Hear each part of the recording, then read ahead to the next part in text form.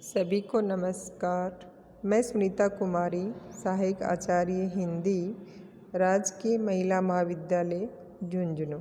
पिछले वीडियो में हमने अंधेर नगरी नाटक के आधार पर चौपट राजा के चरित्र चित्रण को पढ़ा था। आज हम पढ़ेंगे कि अंधेर नगरी नाटक आज भी प्रासंगिक है या नहीं है। आज के संदर्भ में अंधेर नगरी नाटक कितना प्रासंगिक है, अंधेर नगरी नाटक की प्रासंगिकता कितनी है, तो हम पढ़ेंगे कि अंधेर नगरी नाटक राजनीतिक संदर्भ में, नारी दुर्दशा में, विषम सामाजिकता में, अधिकारियों की लूटमार में, जाति पाति और व्यवस्था दोष में भी आज भी उतना ही प्रासंगिक है जितना उस समय था। हम पढ़ते हैं कि व्यक्ति का मूल स्वभाव और प्रवृत्तियाँ हर युग में एक सी ही रही हैं। सतयुग में भी कलयुगी स्वभाव वाले थे और कलयुग में भी सतयुगी स्वभाव वाले सज्जन मिल जाते हैं। अच्छे बुरे लोगों का संख्यात्मक अनुपात कम अधिक हो सकता है, पर यह नहीं हो सकता कि किसी युग में उन्हें आधार बनाकर लिखा गया साहित्य दूसरे समय या स्थान के लिए अनुपयोगी हो। साहित्य तो कालजयी होता है, और फिर भारतेंदु के साहित्य के संदर्भ तो वही हैं जो हमारे आज के समय के हैं। राजनीतिक स्थितियां अवश्य बदली हैं और इस कारण कुछ सामाजिक, आर्थिक और धार्मिक आधार परिवर्तित हुए हैं। शेष सब कुछ वैसा ही है। इसलिए अंधेर नगरी पूर्ण रूप से समकालीन संदर्भ में प्रासंगिक है, जिसे हम निम्नलिखित आधारों पर स्पष्ट कर सकते हैं। पहला है राजनीतिक संदर्भ।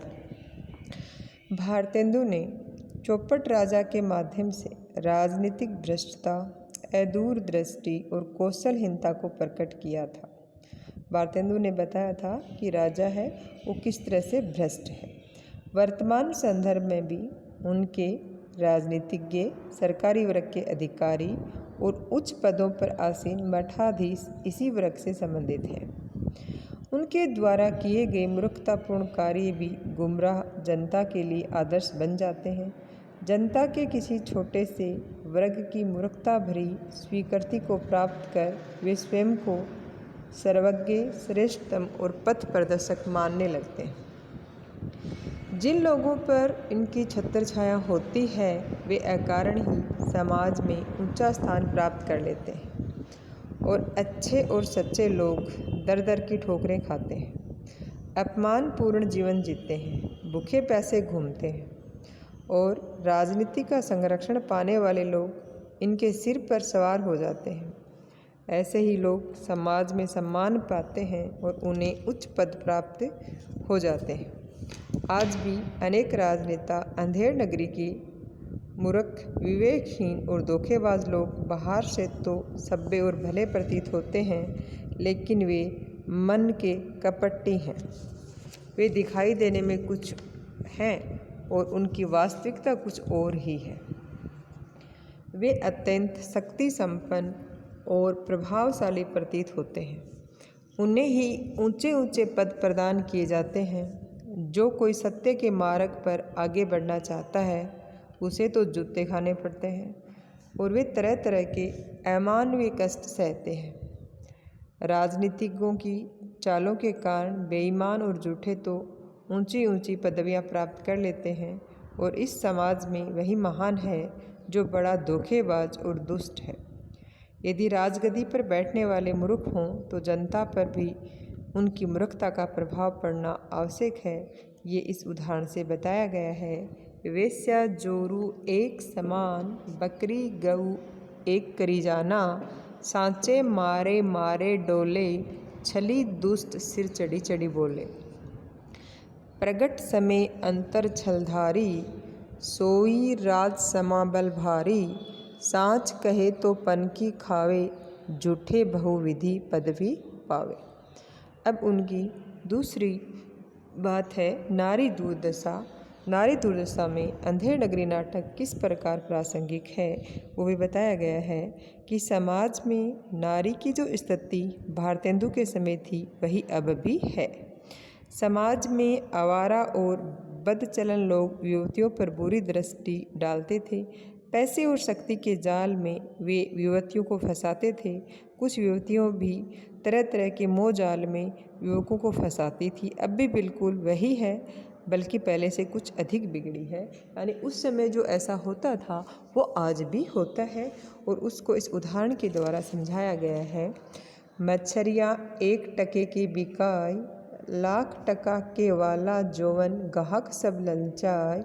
नैन मच्छरिया रूप जाल में, देखत ही फंसी जाय। बिनु पानी मछली सो बिरहिया, मिले बिना अकुलाय। पुरुष प्रधान समाज में नारी का स्थान उच्च नहीं था। वेश्यावृत्ति का बोलबाला था। घासीराम चने जोर गरम बेचता हुआ बहुत सहजता से उस समय की प्रसिद्ध वेश्याओं के नाम लेता है। चना खाए तो की मैना, बोले अच्छा बना चबेना। चना खाए गफूस मुन्नी, बोले और नहीं कुछ सुने। आज तो इस क्षेत्र में समाज की स्थिति और भी विकृत हो चुकी है। तब भी नारियां पुरुषों के समान व्यापार में सहयोग देती थी, और अब भी ऐसा ही है।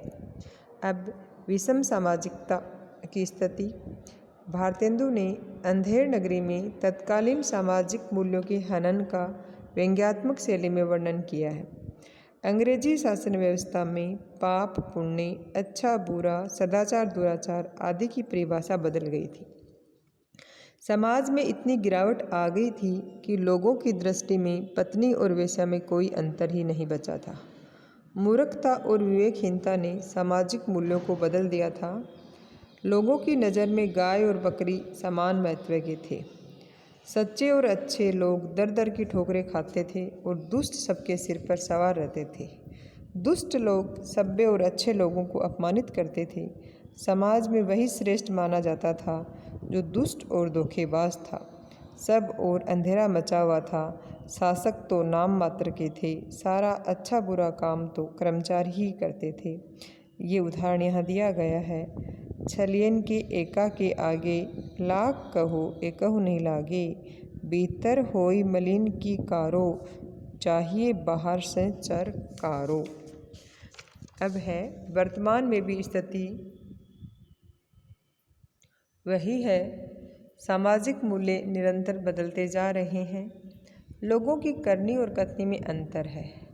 धोखा फरेब करने वालों ने सभी स्थानों पर एकाधिकार जमा रखा है। जो लोग धोखा करते हैं वो सब जगह अपनी चलाते हैं, और वे किसी भी स्थिति में अपने आप को बदलने को तैयार नहीं हैं। मन के काले, धोखेबाज और दुष्ट स्वभाव के लोगों के हृदय में कोमल भाव नहीं है। शासक वर्ग और कर्मचारी बाहर से तो सादे और भले लगते हैं, पर मन के काले हैं। उनका आचरण अच्छा नहीं है। वे अत्याचारी और अन्यायी हैं। अफसरों के नाम पर कर्मचारी भ्रष्टाचारी बने हुए हैं। वे मनमाना व्यवहार करते हैं। अब अधिकारियों की लूट मार में भी ये नाटक प्रासंगिक है। अंधेर नगरी में भारतेंदु ने अधिकारियों की लूट मार का वर्णन किया है। वे जनता को बिना किसी कारण तंग करते थे, और वे रिश्वत खाते थे। उन्होंने उदाहरण दिया है। चूरन अमले सब्जो खावे, दूनी रिश्वत तुरंत पचावे। आज का हमारा युग तो रिश्वतखोरी से पूरी तरह त्रस्त है। बिना रिश्वत के कहीं कोई काम ही नहीं होता। सरकारी कर्मचारी तब भी बेईमान थे, और अब भी वैसे ही हैं। उनकी महत्ता भ्रष्टाचार पर ही टिकी हुई है कि वो कितना अधिक भ्रष्टाचार करते हैं। कुछ उदाहरण यहाँ दिए गए हैं सरकारी कर्मचारियों के जो भ्रष्ट हैं। चूरन पुलिस वाले खाते, सब कानून हजम कर जाते। जैसे काजी वैसे पाजी, रियत राजी टके सिर भाजी। चूरन अमले सब जो खावें, दूनी रिश्वत तुरंत पचावें। इन उदाहरणों से पता चल रहा है कि अधिकारी थे वो बिल्कुल भ्रष्ट थे। भारतेंदु जी के द्वारा जिस प्रकार का समाज चित्रित किया गया है वैसा ही समाज अब भी है। उसमें कोई सुधार नहीं हुआ है, बल्कि कुछ बिगाड़ ही आया है। उस तरह की लूट मार आज भी विद्यमान है। जाति पाति और व्यवस्था दोष। उस समय जो जाति पाति और व्यवस्था दोष विद्यमान थे वो आज भी विद्यमान है।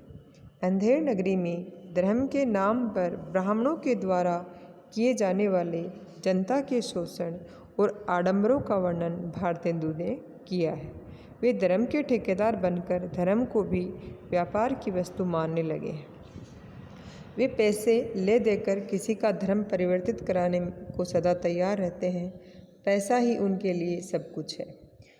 उन्होंने इस उदाहरण से समझाया है, जात ले जात टक्के सैर जात, 1 टका दो हम अभी अपनी जात बेचते हैं, टक्के के वास्ते ब्राह्मण से धोबी हो जाएं और धोबी को ब्राह्मण कर दे।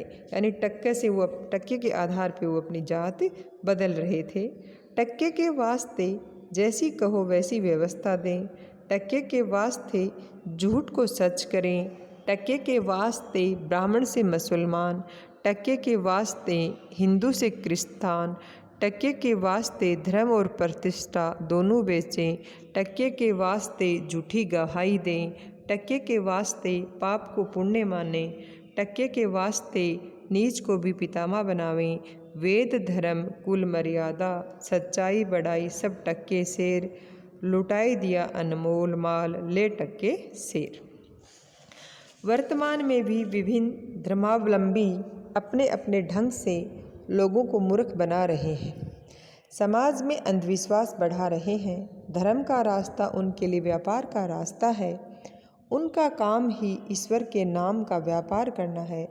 चौपट राजा अंधविश्वास के कारण अपने आप फांसी के फंदे पर झूल गया था और वर्तमान में भी न जाने कितने लोग धर्म के नाम पर अपना काम धंधा छोड़ जीवन की जिम्मेदारियों से मुंह मोड़ लेते हैं। तभी तो समाज के आधार को अनेक भागों में बटा हुआ था और अब भी बटा हुआ है। ऐसी जात हलवाई 36 कौम है भाई। धर्म के नाम पर धार्मिक स्थलों पर भी दुराचार होता है। मंदिर के भीतर ये वैसे ही अंधेर नगरी के हम वैसा ही अब भी चल रहा है। जैसे अंधेर नगरी में हो रहा था वैसा आज भी चल रहा है। समाचार पत्र ऐसे ही समाचारों से रोज़ भरे दिखाई देते हैं। आज के अधिकांश धार्मिक ठेकेदारों का जीवन दर्शन भी गोवर्धन दास जैसा ही है। माना कि देश बहुत बुरा है, पर अपना क्या, अपने किसी राजकाज में छोड़े हैं कि कुछ डर है। रोज़ मिठाई चावना, मज़े में आनंद में राम भजन करना। तो वास्तव में हमारे देश की स्थितियाँ अब भी वैसी ही हैं जैसी अंधेर नगरी की रचना के समय थी। शासन तंत्र में अंतर अवश्य आया है, पर उसकी कार्यविधि में अभी भी बहुत कुछ समानताएं हैं। व्यवस्था अभी भी भ्रष्ट है। सब तरफ अंधेर गर्दी मची हुई है। न्याय व्यवस्था भ्रष्ट है। अयोग्य और बेईमान लोगों के द्वारा गद्दियाँ संभाली हुई हैं। समाज मूल्यहीन हो चुका है। धर्म के नाम पर राजनीति की जा रही है। सर्वस्तर भ्रष्टाचार का बोलबाला है। पुलिस विभाग ठीक से अपना काम नहीं करता। कानून के रक्षक ही कानून के भक्षक बने हुए हैं। नेता विवेकहीन है तथा धर्म के ठेकेदार बेईमान हैं। यदि भारतेंदु की अंधेर नगरी में थोड़ा सा परिवर्तन कर दिया जाए तो यह समकालीन परिस्थितियों में पूर्ण रूप में प्रासंगिक है। इसका औचित्य आज भी बना हुआ है।